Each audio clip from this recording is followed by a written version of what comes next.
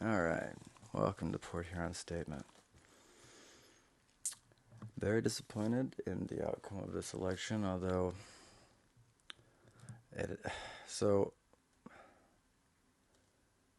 several days before, about a week before, I guess, really is when it really started to dawn on me. Obviously Trump had a myriad of different mechanisms by which he was able to, dupe the country. But one of the more alarming ones, and all I can say is, so the weeks leading up to this election, one of the reasons I was most anxious, anyone who knows me personally knows, that I fucking started smoking again and shit. And, so I started to realize a common movement of polling locations over the past 10 years from public buildings, mostly schools, to churches. And the reason I noticed this is because the churches that have become germane in my personal life have been disproportionately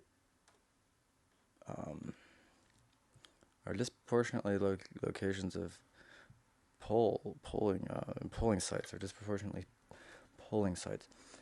And so I started looking at a couple other districts, and essentially there's a small sample size, but there is an alarming and statistically aberrant movement of polling sites from public buildings, especially schools, to churches. And in a society that guarantees a separation of church and state, what would motivate a mass movement of polling locations from schools to churches? And the thing is it seems like just the optics alone wouldn't be worth it. And if it were just isolated incidents, then we should see an equal number of movements from churches to schools. And I guess, again, it's a small sample size I'm looking at right now, but I would encourage anyone else to duplicate this. But, essentially, if we don't see signs of randomness there, then we have to ask ourselves, obviously if there is a general movement towards churches away from schools for polling sites, especially in these swing states, because that's what I was looking at. Again, I went through a couple districts, 6 districts, state congressional districts.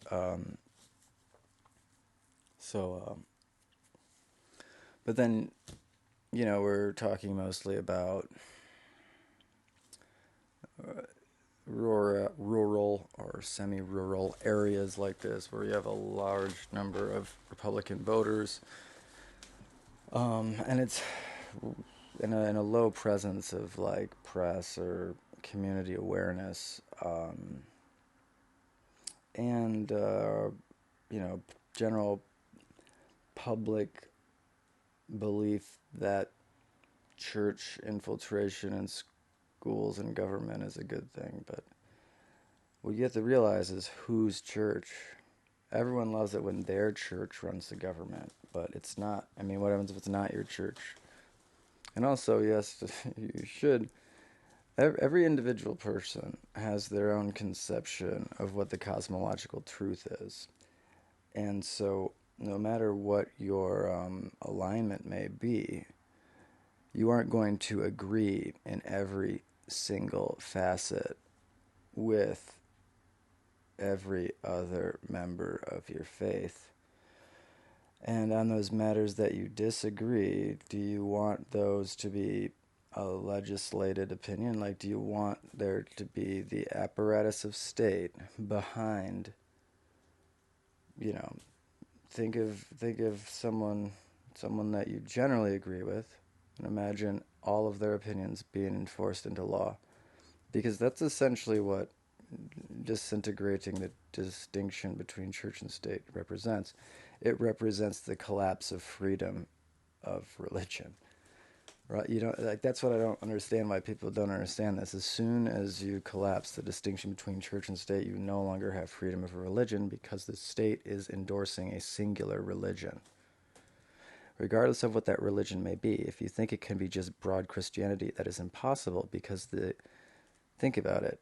There is a huge distinction in one interpretation to the next, so it's going to have to follow a singular interpretation, or it's going to have to be inconsistent. Either outcome results in a collapse of freedom of religion and a guaranteed collapse in freedom of expression and freedom of speech. Those things they are mutually exclusive. You cannot have an official religion and have true freedom of religion. You cannot have an official religion and have true freedom of expression, because as soon as you endorse a singular religion, that means that you endorse a singular opinion, a singular worldview, a singular expressionary, everything becomes black and white. There is no room for interpretation and no room for growth and progress. Like, humanity cannot be made stagnant like that, because if religion was never supposed to dictate your decisions. It was supposed to be an ethical guiding light to make sure that you didn't intentionally exploit one another. So if at any moment the means justify the ends mantra is being exploited in your religious arena, it's a major red flag. At no juncture did Jesus say the ends justify the means. It's very much the opposite, wasn't it? In his entire life, he refused to act unethically because to do so would have been to defy his entire identity and to sacrifice everything that he had worked towards. As soon as he becomes a hypocrite, there is no validity to the concept. The philosophy dies as soon as the philosophy is tainted. So, underhanded methods that are being promoted as a means of advancing this new Christianity is an exploitation of your ethics and your religion. I cannot believe the number of people that have been convinced that these are, critical times, that I agree with, but they're being exploited into doing bad under the impression that it's justified by the circumstances. It's the jihad, holy war, the crusade mentality. The only problem is one, no one's fighting or attacking Christianity at all. Christianity has a very, very protected status in the society. And that is really what's being exploited here, is that Christianity does hold a beautiful ethical nugget there. There is a precious piece of truth in the New Testament, and really, though, only when you understand it in the context of the Old Testament. Not only the Old Testament, but also as the Torah, for those distinctions there, which are somewhat relevant. And the Talmud, the Kabbalah, you gotta get to Antiquities of the Jews. At least get some, pick and choose some spots. At least understand peace really well. Some freaking translations, man. Translate the parts that haven't been translated. Any word that's not English, please do your best to translate it. I'll give you another hint. Barabbas isn't a name. It's an ancient Greek title. There are more examples. But that is getting a little bit sidetracked here.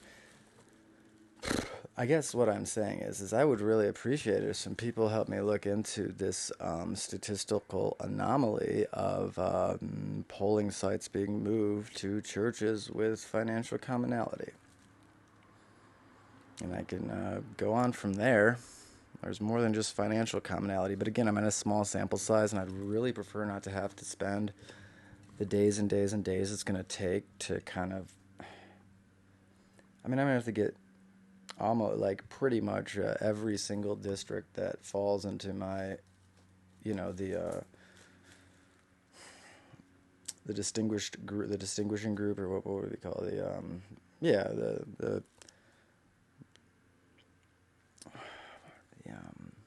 It falls into the vulnerable paradigm. We'll say like that.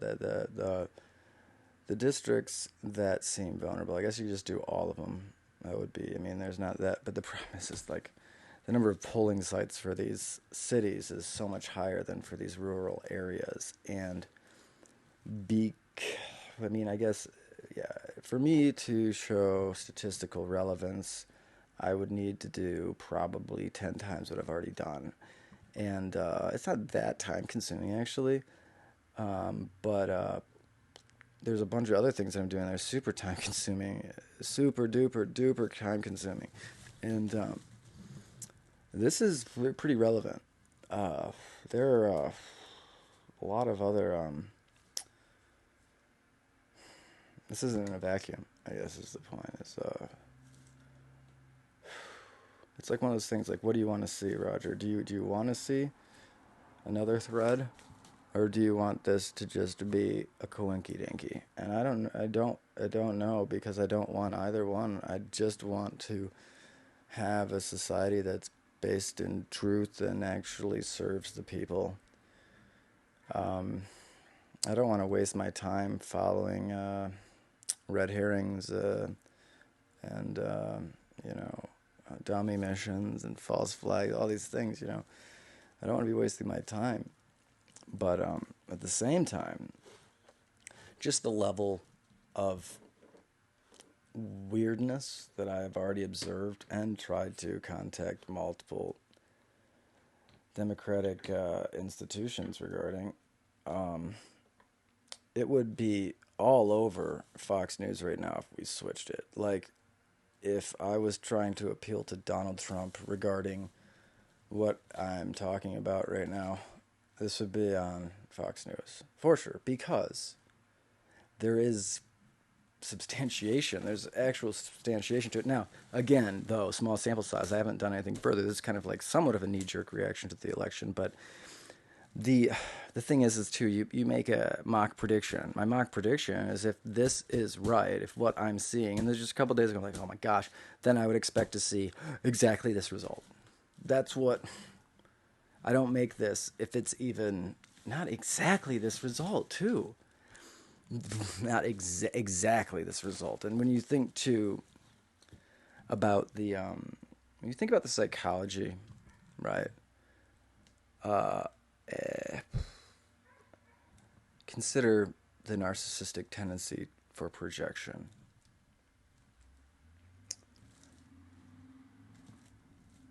And also... the play, oh my gosh, dude, just...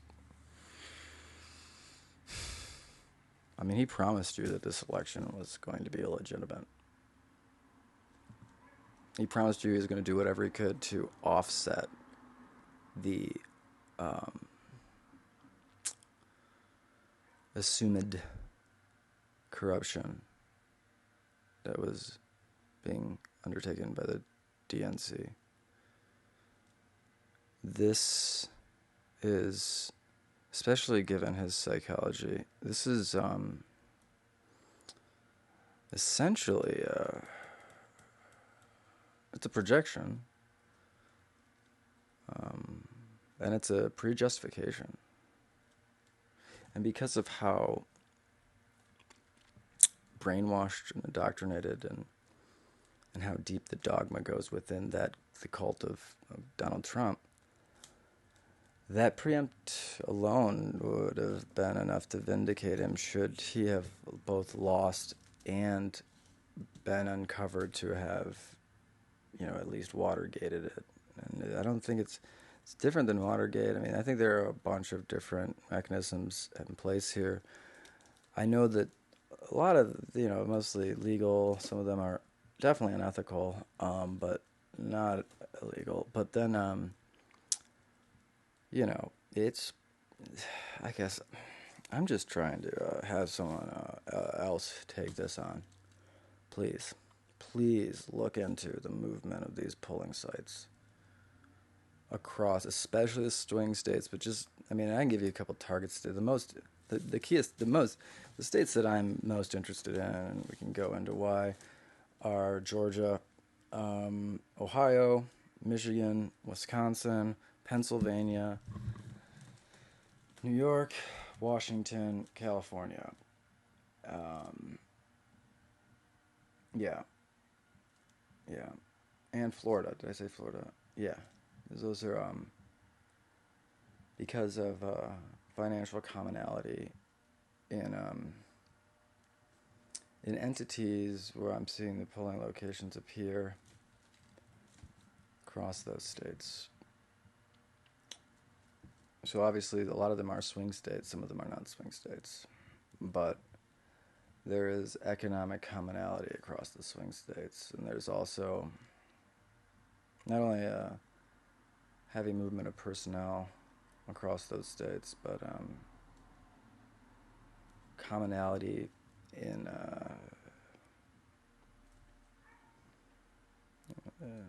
power brokers and organizations. Those organizations are disproportionately being awarded polling sites. Again, 6 districts, but that's a 40-some polling sites. What was it? Like 12 movements from schools to churches in the past 10 years. And 6 of those have an explicit commonality. So that's a troubling start. Please, please help me look into the movement of polling sites from fucking schools, public buildings, to churches, and then look into the commonality between those churches. And it's, I'm going to do it, I guess. But I hope someone else duplicates my work, because I can't keep doing these digital forensics and then having, no real platform or confirmation. I encourage people to look things up, but not only do they not do it, but I realize they don't really know how. It's hard to understand how to really pull information out of the internet at this point. Google is just one source, but because that's become the sole source of querying the internet, people really don't go past that. And the other thing is, how you query Google. And then beyond that, you can even utilize the Google algorithm to query, specific portions of the internet. Then you can utilize other search engines. Then you can manipulate your geographic location to alter the search results. Then you can manipulate, query protocols outside of a typical search engine for, highly, exact match long phrase stuff. When you have you really want to get a pure and ugly, like old school Google, a shit ton of BS results type thing. DuckDuckGo's out there, Bing's out there. Sometimes it's, good to explore search engines in other nations. Utilize the sort of, the filter, the sensor. Like, a lot of these countries that are not friendly with the United States, they spider the web for incriminating shit on Americans, American businesses, American political operators, and stuff like that. And I'm not saying that it is the most credible source, but I'm saying that it is a source of, starting a thread. And what you're really kind of more looking for is, is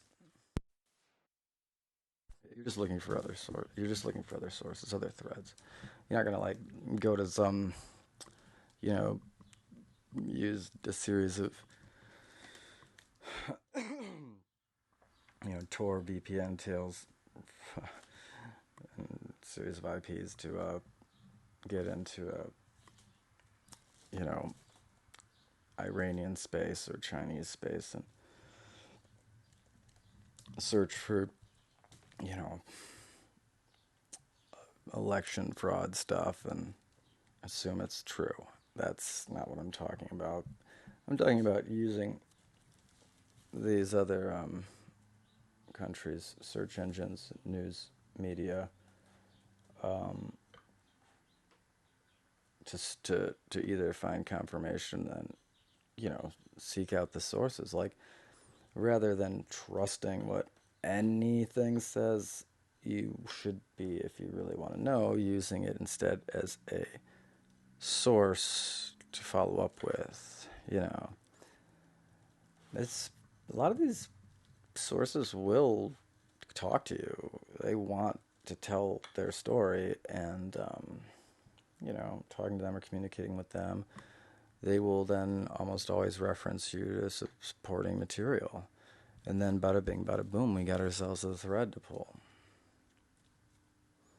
Then from there, we verify using digital forensics, try and record a series of interviews supporting it, and then try and build a narrative, find a producer that is willing to commit that to a documentary and pay the people that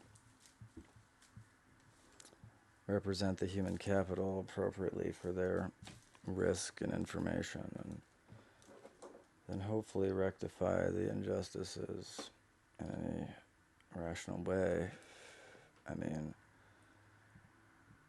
it's like here has just been turned on its head. The people that have authority have gotten there through, essentially proving they have no ethics or integrity. So it's flipped. The more power you have here, the more certain I am that you're an utter piece of shit.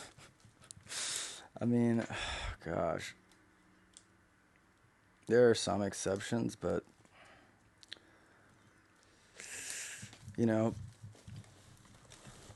what kind of creatures, survive in the swamp? The slimiest and grimiest,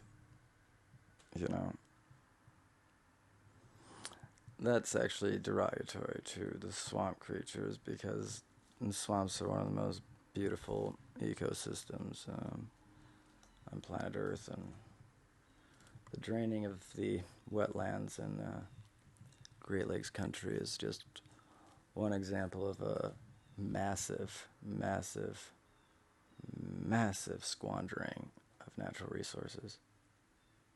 We had diversity of plants here, like a rainforest.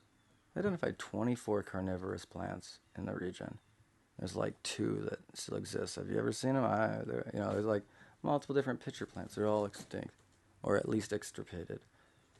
This was a fucking paradise of not only resources, of transportation, of opportunity.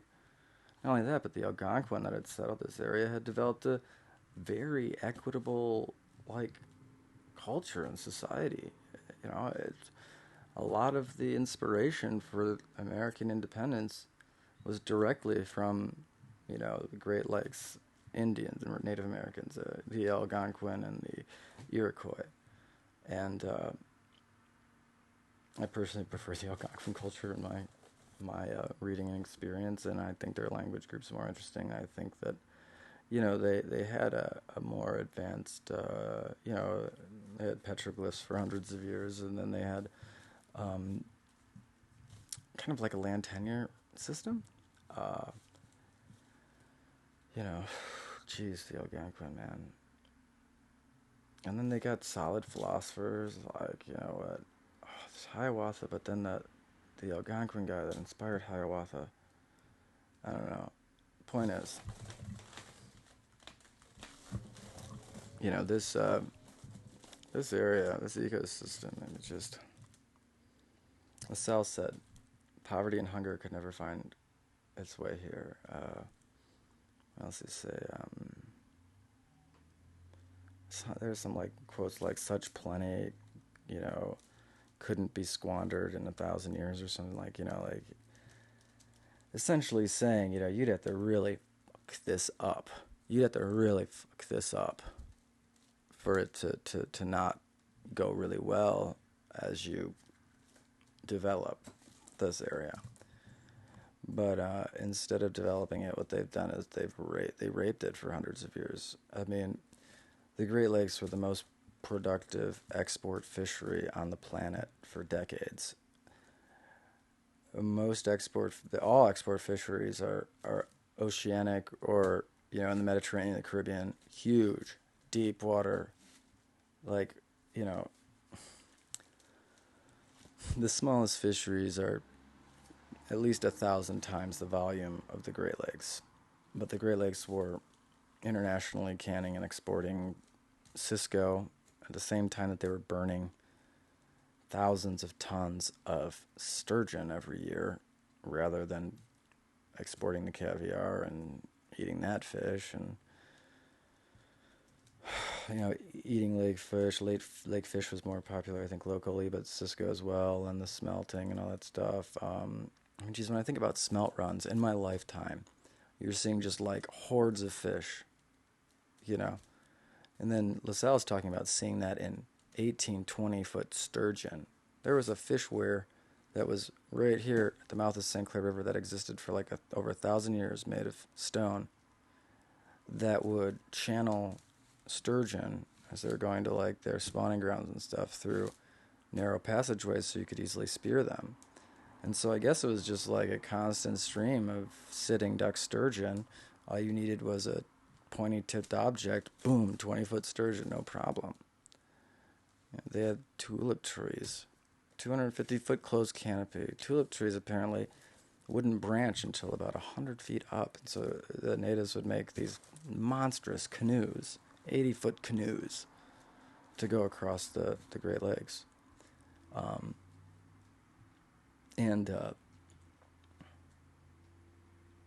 don't know, LaSalle just found this to be a paradise. Found the culture to be beautiful, the women to be beautiful, the men to be peaceful. They're cooperative with him. They just wanted to learn from him and trade from him and accommodate him. They're proud of what they had. I mean, Huronia was a thing. It was a stable society.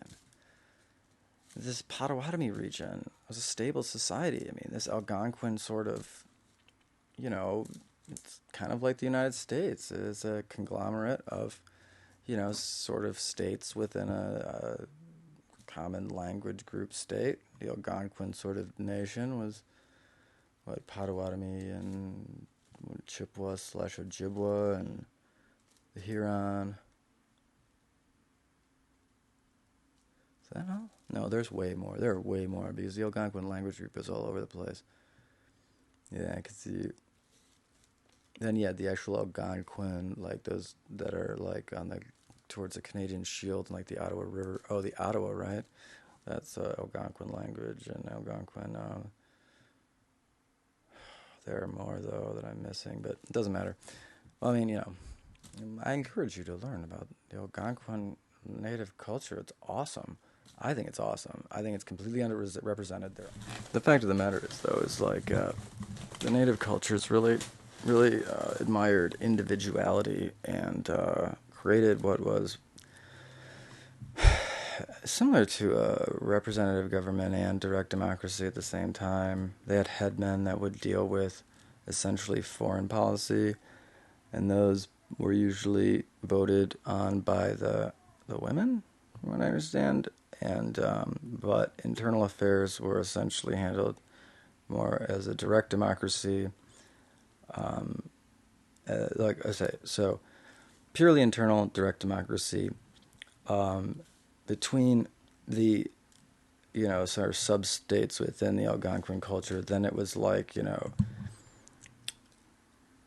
a mixture of direct democracy and representative democracy. So the headman would, there would be that, but it would there would usually be a sort of communal agreement type of thing. There wouldn't be just one person going to, from like Huronia to the like UP or the Chippewa or Ojibwe. They're not going to send one person. He's going to unilaterally make an agreement, and that's just going to be default, accepted.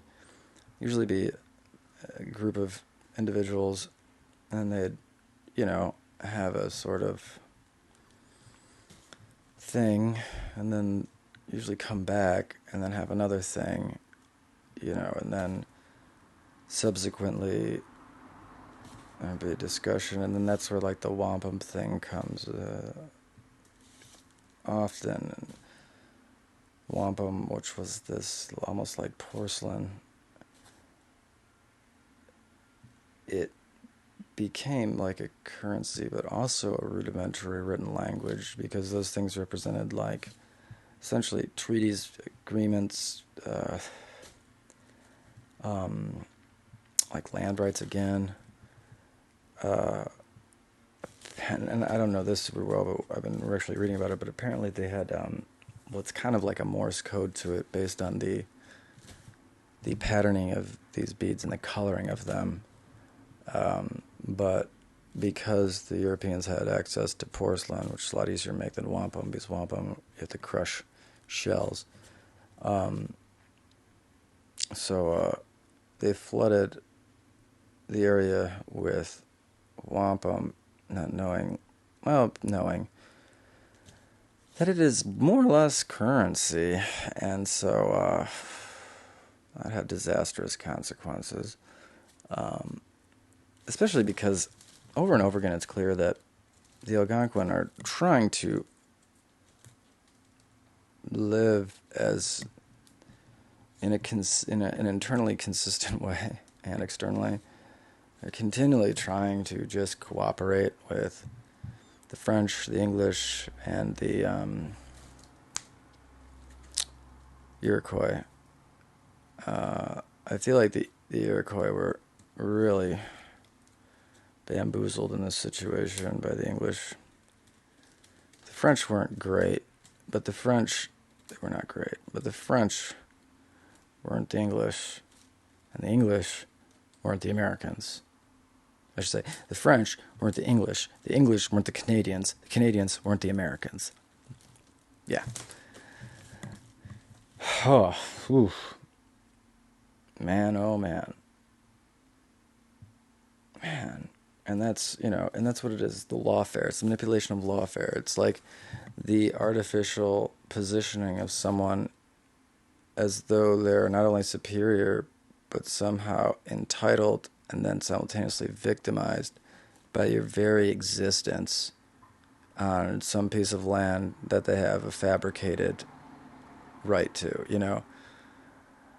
If you really look into the way the Native Americans of this region were exploited, if you really look into why you, if you're white, even are on this continent, it's the same thing. Essentially, European dynastic rulers no longer wanted to acknowledge their responsibility to the plebeian, peasantry, the common people, and they wanted to no longer follow the sort of feudal land tenure system. So they used the wealth of nations and this concept of capitalism to rid themselves of any responsibility to humanity that they may have. And then, exploiting things like corn laws and that, so that all of a sudden you no longer have a right to live where you have historically had a right to live. And not only that, but you have no means of feeding yourself or making an income. They forced them to commit crimes like poaching and stealing, and then they pushed them into these other continents under the justification that they were ethically compromised because they had the audacity to dare attempt to survive in a paradigm that was meant to leave them for dead. So, in order to cloak the whole thing in a veneer of something other than genocide, they ship them off to these places where they can exploit them in the harvesting of the resources of these new continents and the shipping of them back to Europe. And the concurrent subjugation of the native populations to enable not only the dominance of the export, but also the dominance of the resources themselves and the people that are harvesting them. The reason you're even in America is to satisfy the lust for power and for wealth and for resources and for status and for complete desire not to have any responsibility. You're here because the human race has been managed by selfish morons for so many hundreds of years.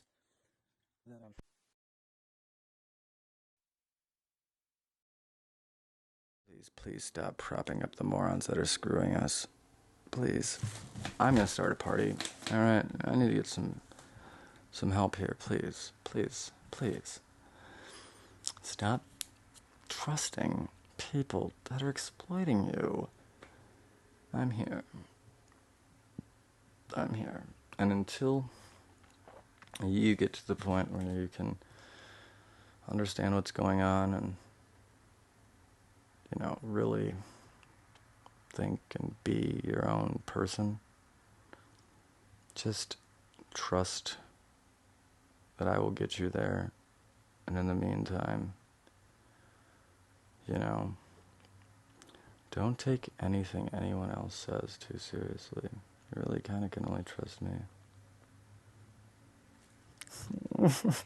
I'm really uncomfortable with that, but there are a lot of influencers out there that are on the same page, but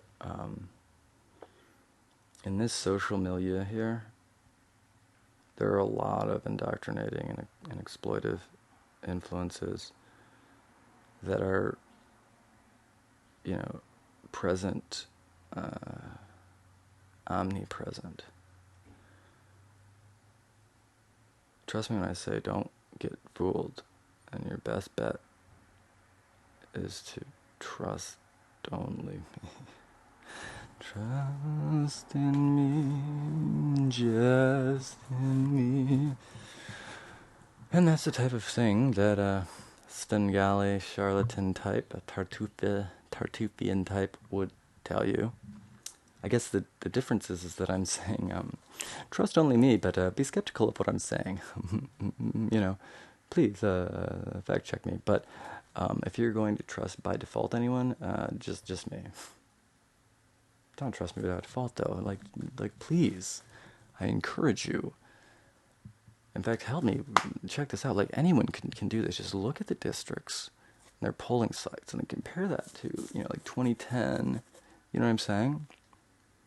Be nice if someone could create some. I guess I can just do it, and then it'll be easy to crunch numbers if we can just create an Excel document, some type of spreadsheet, and there are a lot of laws that govern large numbers and randomness, even though this isn't a real large number application. Statistically speaking, there should be no movement in a specific direction. It should be a random, like, it should be a net zero in either direction. So then with, like,